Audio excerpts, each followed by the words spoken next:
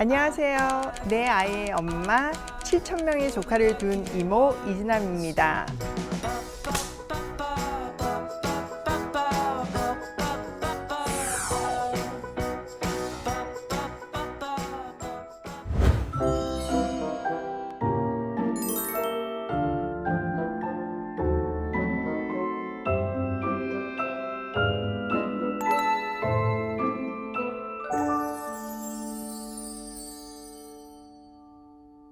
누군가의 시선 때문에 나 자신이 한없이 작아졌던 경험 혹시 있으신가요?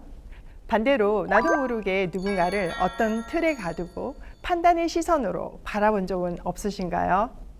저는 미국과 이탈리아에서 10년 넘게 살았어요. 그곳에서 동양인이라는 꼬리표와 함께 따라왔던 시선들을 아직도 선명하게 기억하고 있어요. 평소 때는 잘 못 느끼다가 제가 비즈니스를 하니까 뭐 문제가 생길 수가 있잖아요. 그러면 이제 그 속마음이 드러나는 거예요. 어느 날 저한테 Go back to your country 이런 말을 하더라고요. 저 진짜 놀랬거든요. 그분이 평소에 정말 나이스했는데 그 마음 깊은 곳에 너는 외국인이야. 나한테 불편 줄 거면 니네 나라로 돌아가. 이런 마음이 있었던 거예요.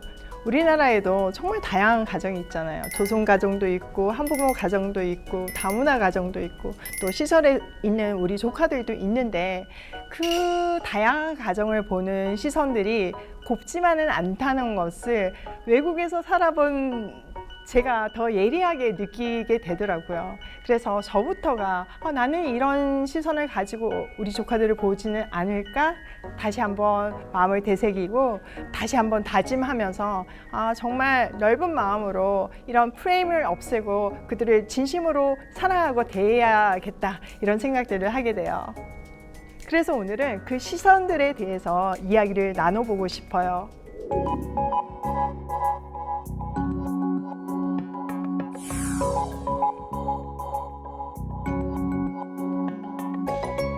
국어사전에도 법에서도 가족은 친족 관계를 주로 이야기합니다.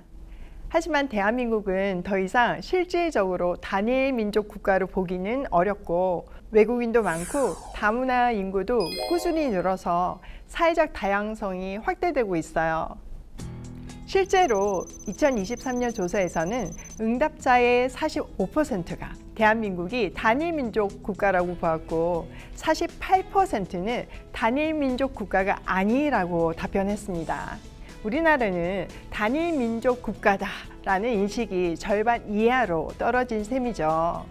제가 딸을 입양하고 가족으로 맞이했을 때 많은 분들이 진심으로 축하해 주셨어요. 하지만 어떤 분들은 걱정 어린 눈으로 물으셨어요. 왜 굳이 힘든 길을 가세요? 이 시선 안에는 이 사회가 정해놓은 보통의 가족이라는 단단한 프레임이 숨어 있어요. 이 아이가 어떤 유전자를 가지고 있을지도 모르는데 나중에 어떻게 감당하려고 하느냐 이렇게 말하시기도 하시고요. 그리고 자기 아이도 사춘기 때 어려운데 이 아이를 사춘기 때 어떻게 감당하려고 하느냐 이런 말도 하셨어요.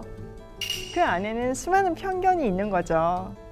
2024년 기준으로 다문화 학생은 약 19만 4천 명으로 전체 학생의 3.8%에 달합니다. 학생 수가 적은 지방 소도시는 20%가 넘는 경우도 있다고 해요. 10년 전이랑 비교하면 2배가량 증가한 수치예요. 이제는 교실 풍경 자체가 완전히 달라졌어요. 하지만 여전히 다르다는 이유로 겪는 차별과 소외감은 존재하고 있습니다. 피부색, 말투, 이름이 조금만 달라도 꼬리표가 따라붙고 한국어 발음 때문에 웃음거리가 되기도 해요. 한부모 가족도 많은 편견을 가지고 있는데요. 조사에 따르면 한부모 가정에 대한 차별 경험은 줄고 있다고는 해요. 하지만 자녀 월 평균 양육비는 58만 원 수준으로 여전히 경제적, 정서적 어려움이 큽니다. 한부모가 새벽부터 저녁까지 생계를 위해서 일해야 하는 경우에는 아이들은 학교가 끝난 뒤 집에 혼자 남겨져 불안과 외로움을 겪기도 합니다. 부모 중 한 명이 없다는 사실만으로도 결손이라는 단어가 먼저 따라붙고 학교 행사나 모임에서 한쪽 자리만 비어 있어도 동정이나 호기심이 섞인 시선이 아이를 향합니다. 경제적 어려움보다 더 힘든 건 마치 불완전한 가정이라고 바라보는 사회의 눈입니다. 조손가족도 다르지 않아요. 조부모가 손자를 키우는 조손가족은 10만 가구가 넘습니다. 부모의 사망, 이혼, 경제적 사정 등 다양한 이유로 형성되지만 조부모와 함께 산다는 이유만으로 엄마 아빠는 왜 안 계셔? 라는 질문을 수없이 받습니다. 부모의 부재가 곧 가정의 문제라는 편견 속에서 아이들은 버려진 아이라는 잘못된 낙인을 경험하기도 합니다. 그 편견의 시선에는 노력과 사랑보다 부족함만을 먼저 찾으려는 경향이 숨어 있기도 해요. 2024년 2,836명의 아이들이 새 보호를 필요로 했고 그중 1,978명이 실제 보호 조치를 받았습니다. 학대가 가장 큰 원인이었으며 보호 출산제로 유기아동은 30명으로 줄고 절반 이상이 위탁 가정 등 가정형 보호를 받았지만 여전히 많은 아이들이 시설 아이라는 보이지 않는 벽 안에 머물고 있습니다. 이렇게 무의식적으로 느껴지는 거리감과 편견은 시설에서 지내는 제 조카들이 세상과 마주할 때가 될 무렵 가장 아픈 상처가 됩니다. 불쌍한 아이라는 동정, 문제가 있을 것이라는 의심의 눈초리.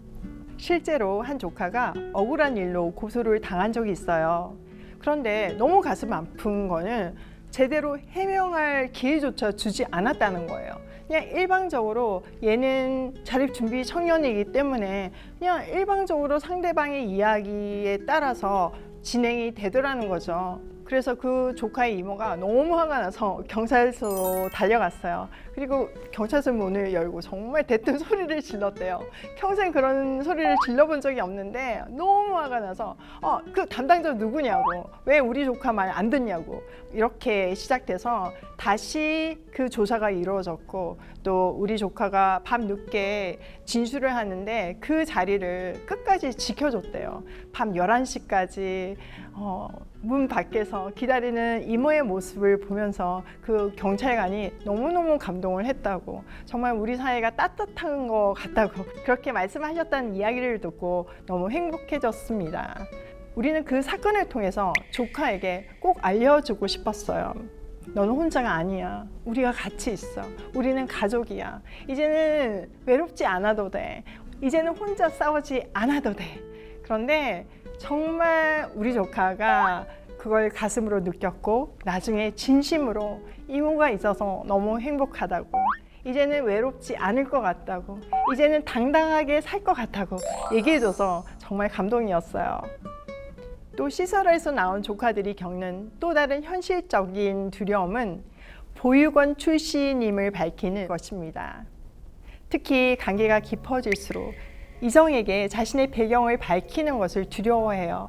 그래서 아예 관계의 시작조차 포기하는 아이들도 있습니다. 이런 차가운 시선과 절망적인 환경을 바꿀 수는 없을까요?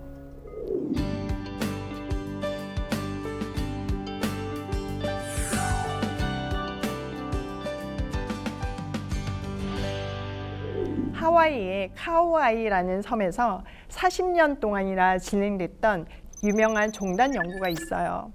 당시 카오아이 섬은 가난과 범죄, 알코올 중독으로 가득한 곳이었어요. 학자들은 이런 불행한 환경에서 자란 아이들이 불행한 삶을 대물림한다는 것을 증명하고자 했어요. 예상대로 많은 아이들이 부모의 불행을 반복했죠. 하지만 연구에서 특이점을 발견했어요.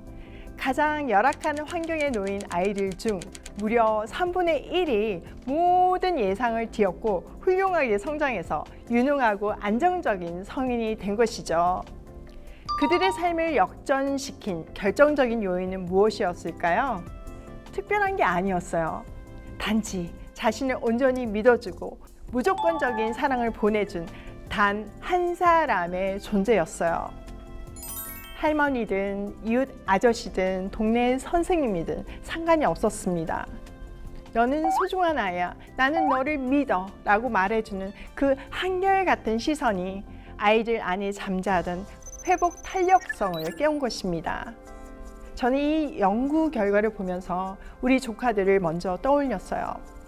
누군가에게 한결같은 시선을 보내주고 믿음을 주는 사람이 되어주는 것이죠. 그리고 그 믿음의 결과는 놀라웠어요. 우리 조카들이 무너졌던 일상을 스스로 다시 세우고 고립됐던 자기 방에서 나와 세상과 연결되기 시작했어요. 상처를 받았기에 오히려 타인의 상처를 더 잘 보듬는 사람으로 성장하는 기적을 보여줍니다. 한 사람이 되어줘서 만들 수 있었던 더해진 가족, 진정한 자립입니다. 한 사람의 따뜻한 시선은 비단 시설 아이들에게만 필요한 것이 아닙니다. 저는 오랫동안 다문화 대안학교를 후원하면서 아이들을 가까이서 지켜볼 기회가 있었습니다. 특히 청소년기에 접어들어 부모를 따라 한국에 온 아이들에게 한국 사회의 벽은 높았습니다. 외모가 다르다고 따돌림을 당하고 일하는 부모의 빈자리가 너무나 커서 외로움과 싸우다가 극단적인 선택을 하는 아이들도 보았습니다. 하지만 희망도 보았습니다. 제 딸이 다니는 초등학교에서는 정말 다양한 나라에서 온 친구들이 있습니다. 어느 날 저희 딸 친구가 초대를 했어요. 그래서 갔더니 베트남 엄마신 거예요. 근데 그 할머니가 이 베트남 엄마가 혼자 맨날 외로우니까 친구 만들어주고 싶어가지고 엄마들까지 초대를 했더라고요. 그러면서 정말 땀을 뻘뻘 흘리면서 며느리랑 친구해주면 좋겠다고 이 얘기를 하는데 정말 가슴이 뭉클했어요. 우리 딸이 자기 생일마다 그 친구를 부르거든요. 정말 아무런 어떤 편견 없이 너무 좋아하는 친구를 부르는 모습을 보면서 참 감사하다는 생각을 하고 우리가 이런 아이들의 시선을 배워야겠다 이런 마음을 가지게 돼요. 아이들은 어릴 때부터 함께 놀고 공부하면서 서로를 다른 나라 친구가 아닌 그냥 내 친구로 받아들입니다. 10년 전 제 새 아들이 미국에서 다양한 인종과 자연스럽게 어울렸던 모습이 이제 한국에서도 일상이 된 거죠. 다문화, 다인종 사회라고 나누는 기준을 OECD에선 전체 인구 중 5%로 잡는다고 해요. 통계적으로도 더 이상 단일 민족 국가라고 할 수는 없어졌죠. 이제는 다름을 인정하고 서로의 버팀목이 되어주는 연대하는 공동체로 나아가야 합니다. 그 시작은 바로 우리 각자의 시선을 바꾸는 데 있습니다. 예전에 저희 세대가 학교에서 가족에 대해서 배울 땐 핵가족과 대가족으로 가족을 구분하고 유교적 가부장적 가치관 속에서 아버지, 어머니, 자녀로 이루어진 전형적인 전통 가족을 이야기했어요. 그런데 지금은 어떤가요? 1인 가구의 비율이 인구 중에 3분의 1을 넘고 친족이 아닌 사람들이 함께 사는 비친족 가구 가족이 50만 가구를 넘어요. 그래서 요즘 교과서에서는 함께하는 공동체라고 다양한 가족의 형태를 소개해요. 그리고 이런 다양한 가족에 대해서 유연한 태도를 가져야 한다고 배웁니다. 우리는 민주 시민이잖아요. 근데 사실 너무 거창하게 생각하면 시작할 수가 없는 것 같아요. 그냥 옆에 있는 이웃에게 또 사회적 약자에게 눈길 한 번 더 주고 사랑을 전해주고 내 일을 통해서 도와주는 것, 그것이 출발점인 것 같습니다. 저의 시작도 거창하지 않았어요. 그냥 내 아이를 잘 못 먹였던 아픔이 그냥 시선 아이를 좀 먹이고 싶은 마음으로 이어졌고, 그것이 모여서 이 크다란 오이 패밀리가 만들어졌고 정말 전국 보육원 아이들을 돌보는 그런 일을 하고 있잖아요. 여러분도 이웃에게 따뜻한 말 한마디 건네는 것으로 시작해 보시면 어떠실까요?